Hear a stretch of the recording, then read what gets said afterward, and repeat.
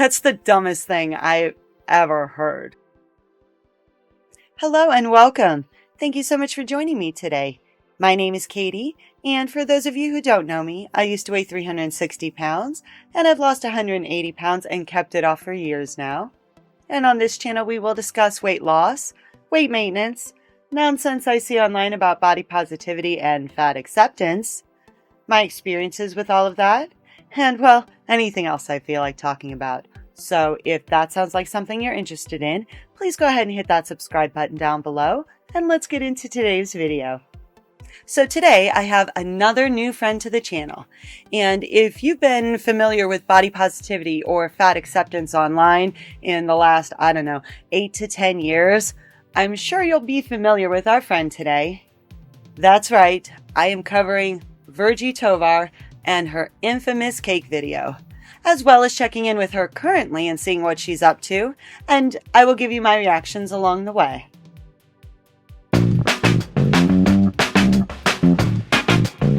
Hi, I'm award-winning fat activist and professional feminist killjoy Virgie Tovar, and I'm here today to talk to you about an epidemic that's affecting women everywhere. It's called CRFI.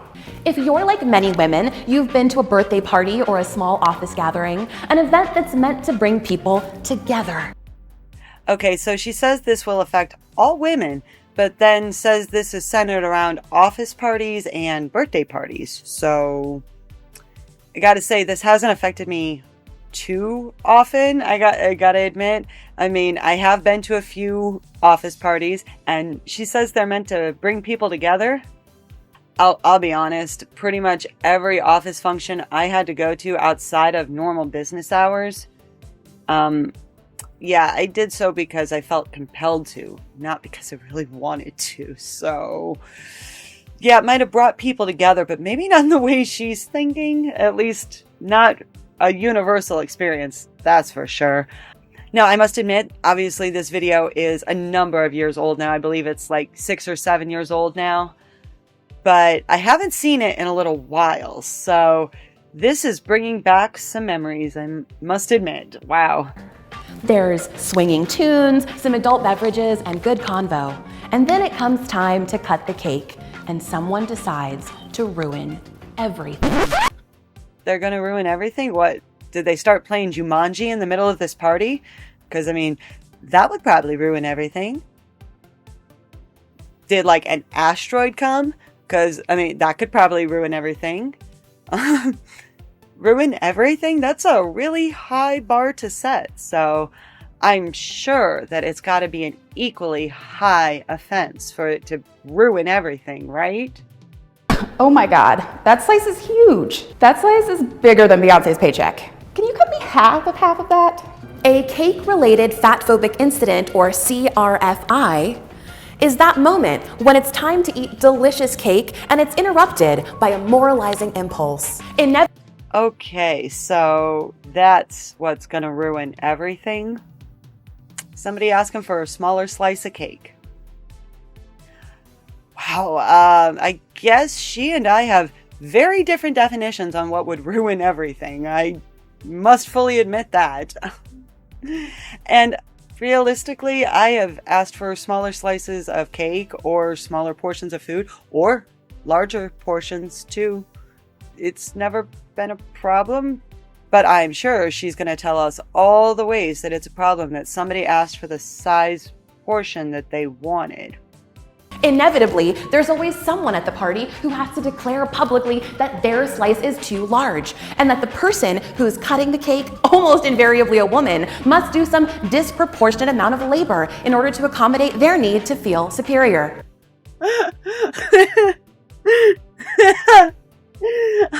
A disproportionate amount of labor when we're talking about cutting a cake.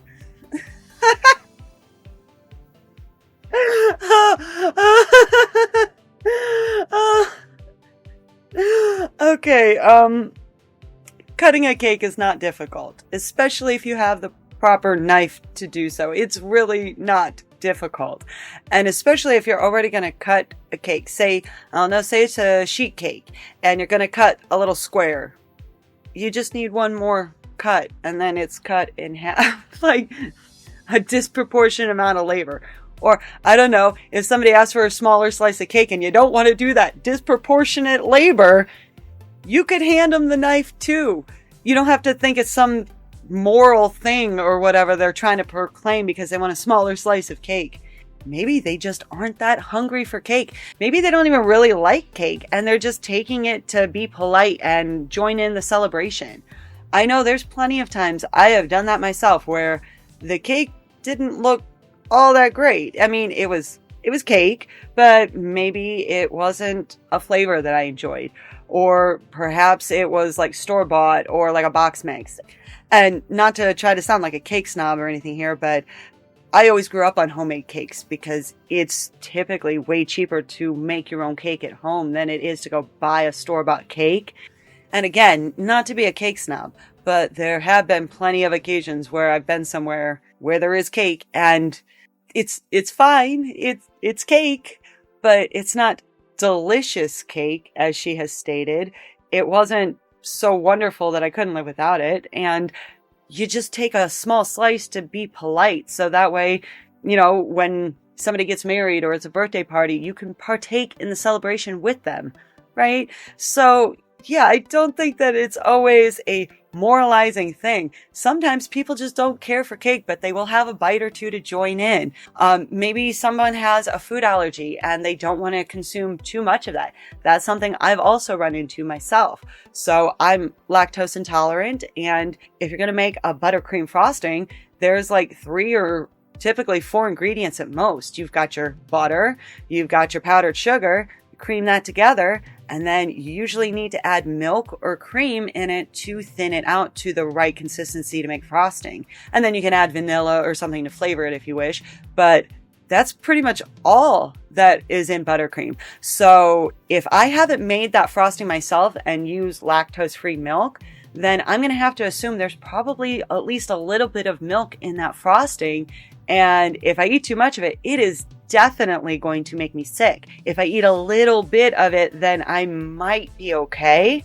So yeah, I can definitely understand why somebody would ask for a smaller slice of cake. And it's not some moral high ground over here like, oh, I'm superior because I eat less.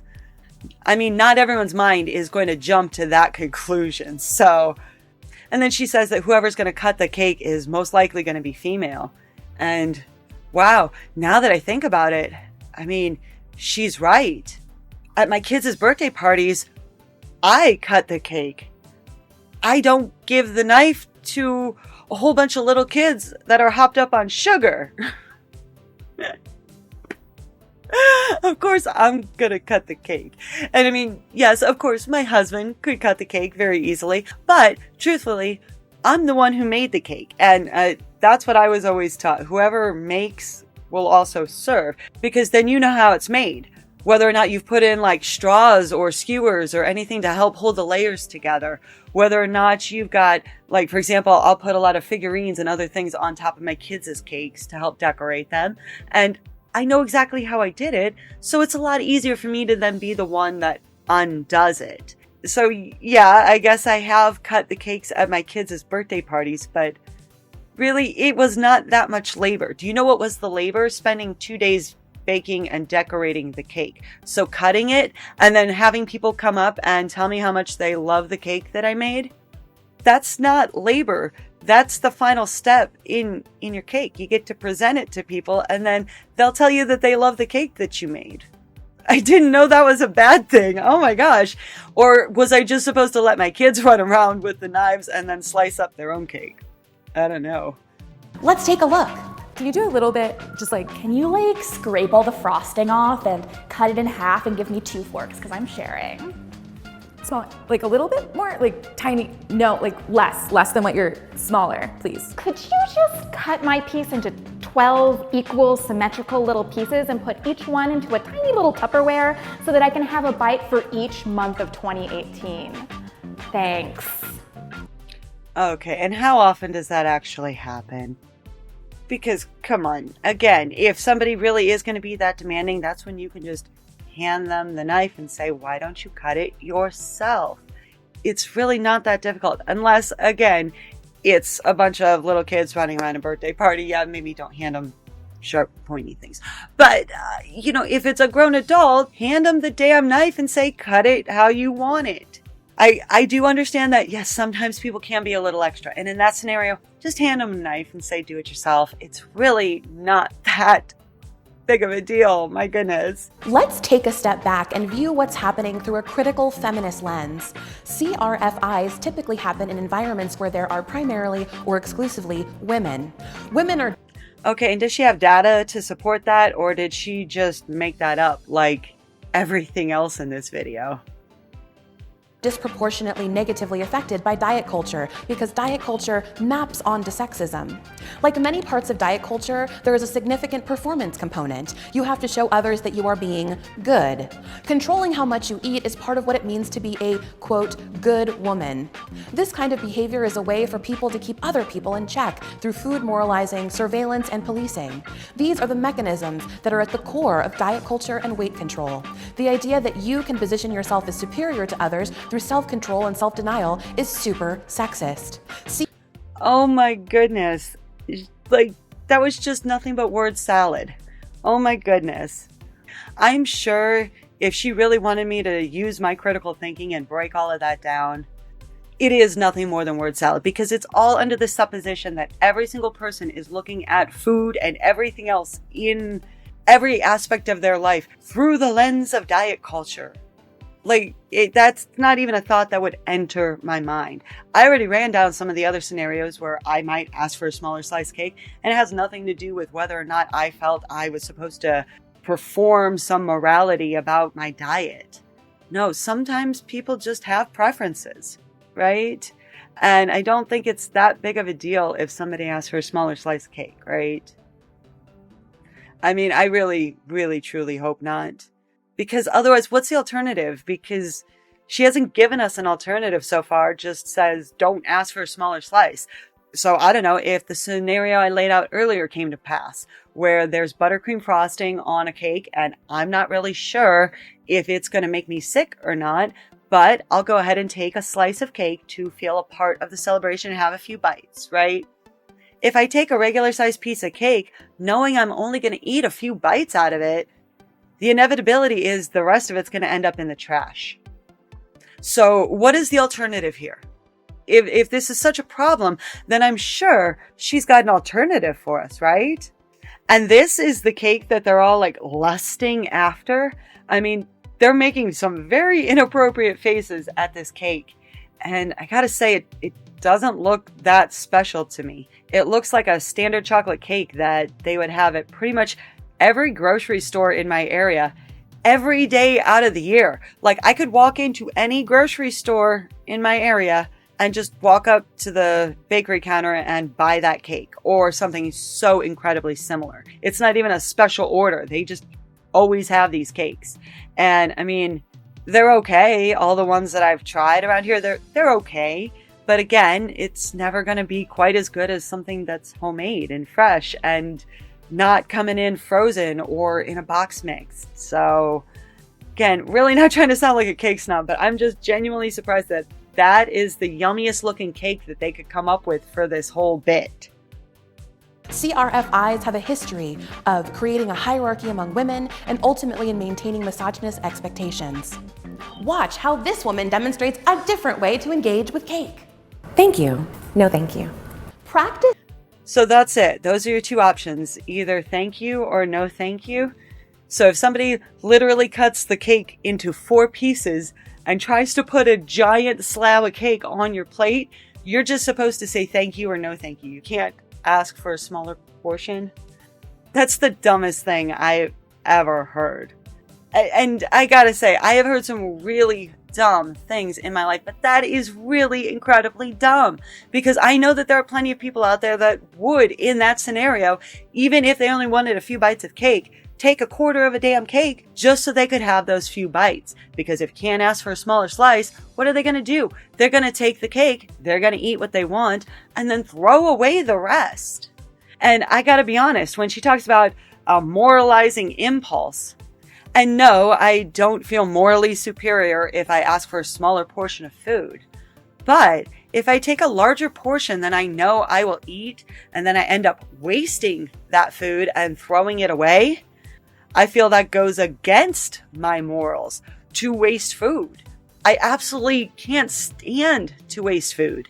Maybe this is just something from working in restaurants and other jobs where I was working around food and seeing how much would get wasted throughout just a shift or at the end of the day when I would have to tally everything up and type it in my computer.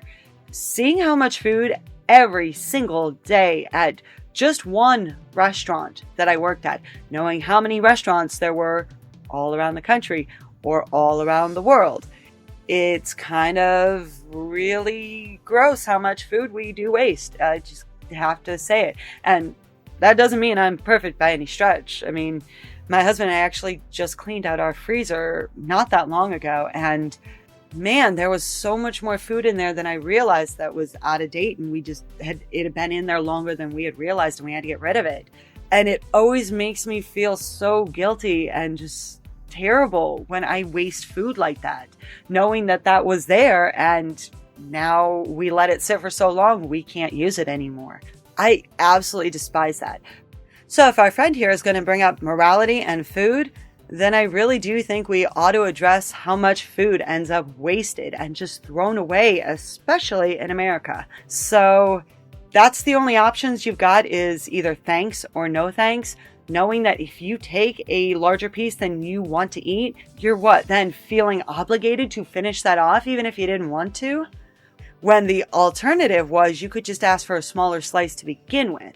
So again, this is why this just feels like, honestly, one of the dumbest things I've ever heard. Just taking the cake slice you're given, or simply saying, no thanks. Don't make other people be your cake nanny, because women already have too much on their plate with a sexist culture, navigating underwhelming romantic options, and an absurdly inexplicable pay gap. And what do those things have to do with cake? This is where trying to tie everything together really starts to go off the rails. Now we're talking about pay gap and their romantic option. Yeah, this has nothing to do with cake, but yet she's trying to tie it all back together so that way she can make her feminist point. I mean, I guess she really is living up to her name at the beginning, the feminist killjoy. Wow. So remember, the next time that you're on the verge of committing a CRFI, be an ally to women rather than an accomplice to patriarchy. Because, after all, patriarchy doesn't give a fuck about you, girl. It's so rich. It's so rich. It's so rich. It's so rich. Ooh, it's so rich. It's so rich. Okay, I think that was pretty good. Didn't she talk about the performative aspect of diet culture? And then we just got subjected to that montage. So there we have it, the infamous cake video. And I have to admit, I could probably go another 6 or 7 years without seeing it again and be perfectly happy. But let's go ahead and see what our friend is up to currently. Okay, and our friend does have a podcast. And in addition to that, over the summer, apparently she hosted a camp for plus-sized women that claimed to be anti-diet, food positive, and body positive. And it was called Camp Thunder Thighs. So there's that. And then I know that she does run a blog that you do have to pay a subscription for to read the full posts. So we'll go ahead and take a look at her Instagram and just take a look at the last couple of weeks and see what she's been up to. We have a post here that says, 1800s, BMI used to distinguish the ideal from the unideal. 2000s, BMI used to distinguish the ideal from the unideal. And then her caption reads, 1800s, BMI invented by Adolf Quetelet. I have no idea if I pronounced that right. I probably butchered that. A Belgian mathematician who would go on to become the grandfather of eugenics to distinguish the ideal man from everyone else. 2000s. BMI remains a metric widely used to determine whether you're an ideal patient or worker, or whether you're an unideal one who receives less preventative care and fewer wages. The function of BMI has not fundamentally changed since its inception 200 years ago. So, genuinely curious by the way she has worded this caption here, does our friend here not fully understand how science operates? Science is not just a set of prescribed facts, or you come to the conclusion and then you figure out how to make that work. You observe, and then you run experiments, and you see if you can observe again, and you form a hypothesis that becomes a theory. And these things can all be tested or scrutinized, and if somebody else comes up with something better, then the scientific community will adopt it. So it seems like our friend here is upset at the scale that they're using and not understanding the science behind how they adopted that. And that since this was adopted in the 1800s, that it has been tested and scrutinized over and over again. And this isn't to say that BMI is perfect or without its flaws, but it's essentially about the best they have. Now, I definitely will say that there are some very good arguments out there for waist to hip ratio or waist to height ratio, or just even a simple waist measurement. But at this stage, it has not been widely accepted by the scientific or the medical community to overtake BMI. So until there is something else that replaces it, this is going to be what they use. And one thing I think of right away, well, I'm a huge weather nerd. I absolutely love following the weather. I love meteorology. I love tracking storms and just all of that. And one of the areas that I find very fascinating, as do many of us in this community, is tornadoes. And when you have tornadoes, those are going to get rated on the enhanced Fujita scale right now. And at least within the weather community, and this is full-time meteorologists and amateur enthusiasts like myself, there's a lot of lively and active debate within the weather community all the time about the rating of tornadoes, because there are some flaws that people have found within the current rating system. And this is a system that was updated from the previous rating system that was in place, just the standard Fujita scale. So I have seen within scientific communities how new scales do get adopted, but also how there is debate and back and forth, and basically, until something else better comes along, you're going to have to make do with what is currently there, even if there are debates, even if there are flaws within that current scale being used within a scientific or a medical community. So the way that this is all worded, though, it makes it seem like she doesn't understand that since the 1800s, scientists have tested this. They have scrutinized this quite a bit. So much so that we've updated where some of the parameters are. As a matter of fact, within body positivity or fat acceptance, I've heard people use the argument against BMI that in the 1990s, they updated the parameters for what would be considered overweight and obese, and they actually lowered them to smaller BMI numbers. So that wasn't an arbitrary thing they just did in the 90s to make a whole bunch of people suddenly overweight overnight. They had the data to back that up. And then that was accepted by the scientific and medical communities that study these things and scrutinize these things. So unless there's something better that comes along and is then accepted by the medical community at this point, this is what we have is BMI. So yes, I understand that there are some flaws, but to act like, well, it hasn't been changed, that makes it sound like it hasn't been challenged and scrutinized along the way, when it absolutely has been. And we have a lot of data now to apply towards this. So let's check out the next post. Okay, the next one we have, Red One presents calorie counting, carb loading Santa. I'd argue that there's room for endless reinterpretations of the Christmas story, but none of them should involve Santa, a character beloved by children, talking about calories. And then she's got a link to that blog that you have to pay to read the rest. Well, I can tell you, unfortunately, we took the kids to go see this movie. And yes, we took them to go see this movie because I didn't know it was going to get direct to streaming I think 3 days after we took them. And Well, quite frankly, we were just looking for a movie to go watch, and Wicked wasn't out yet, so we took the kids to go see Red One, and it was awful. It was absolutely awful. And you don't even need to try to even think about picking apart these things, because what she is talking about right there was literally one stupid throwaway line out of the whole gag. Something about him eating like 4 million calories in a night because of all the cookies or something. And yes, this was a buff Santa that was pumping iron. And I didn't really get or understand that depiction of Santa, to be perfectly honest, but didn't really get or understand most of the movie.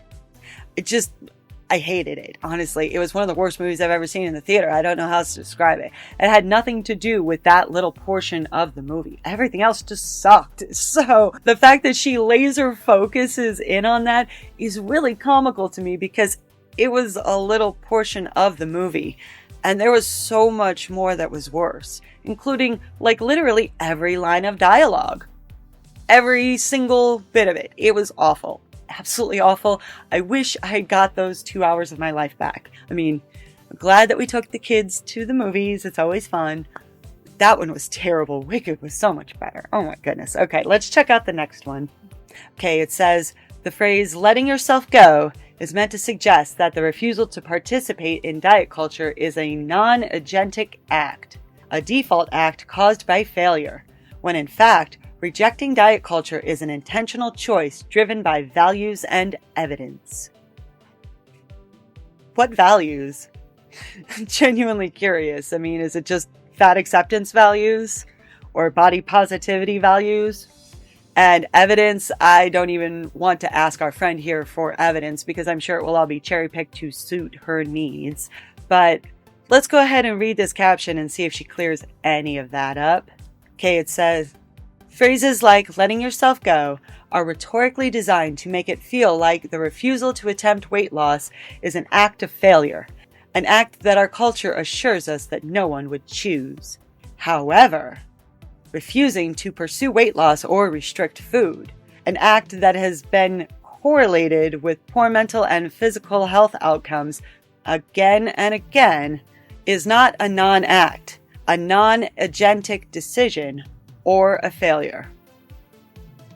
Yeah, she didn't really explain it any further, except to say refusing to pursue weight loss or restrict food has been correlated.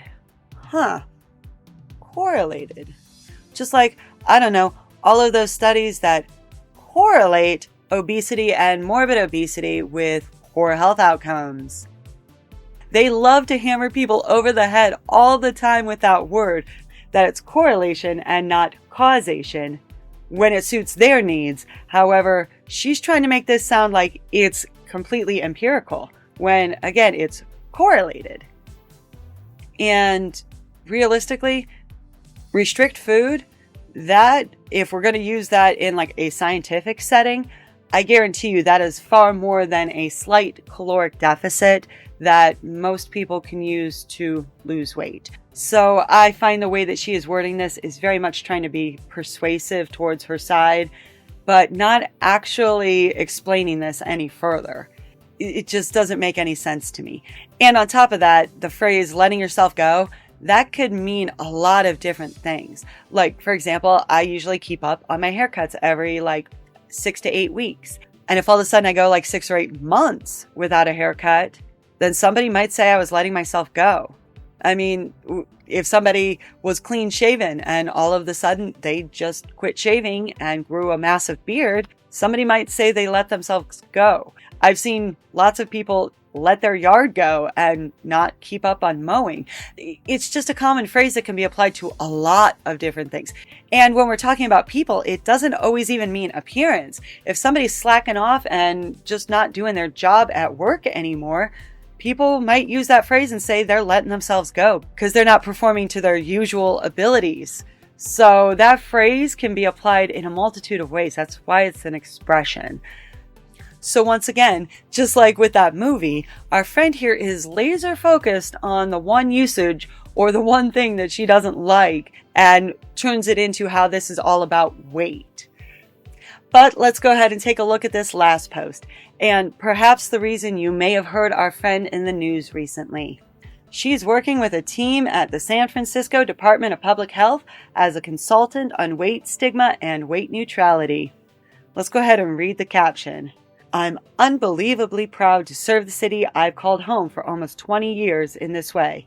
This consultancy is an absolute dream come true, and it's my biggest hope and belief that weight neutrality will be the future of public health. So that being said, it does clear up a little bit of what the headlines tried to mislead people into believing. She's not working for the actual department. She's working as a consultant, and I believe she'll be there till the middle of next year. So in reality, she'll give a few seminars or something like that, right? So I'm not really sure what to say about that, except didn't our friend here say at one point that fat people don't owe you health? No matter what size you are, you don't owe anybody else your health. So I do find it rather ironic that she is working for a public health department and then going to be tackling weight stigma and weight neutrality. But only time will tell with that one. So there we have it. Our new friend Virgie Tovar and her thoughts on smaller slices of cake, as well as what she has been up to fairly recently. So let me know down in the comments below, what do you think of our friend here? I know that she is one of the larger creators in this space and has been around for a very long time, and I do think most of us are familiar with her, or at the very least have probably seen that cake video. So let me know down in the comments below, what do you think? I'm genuinely curious and I love reading all of your responses. That is where we will leave things today. I thank you so much for joining me. Please be sure to like, share, comment, and subscribe, and I will catch you all in the next one. Bye! She didn't even want to wait till I was done today. She came out as soon as I started filming. Hi, Pokey. Are we excited? We get to watch the calves here real soon? Yeah. Do you know we are 28-4? 28-4, best start in Cavs history. Thanks, Cat. No, baby, no. Honey, that's not how this ends. You're supposed to... No, honey, Pokey. Psst. Pokey, honey. Did you fly a little too close to the sun there, Icarus? You don't want to upset Voltron. Okay, come here. Bye.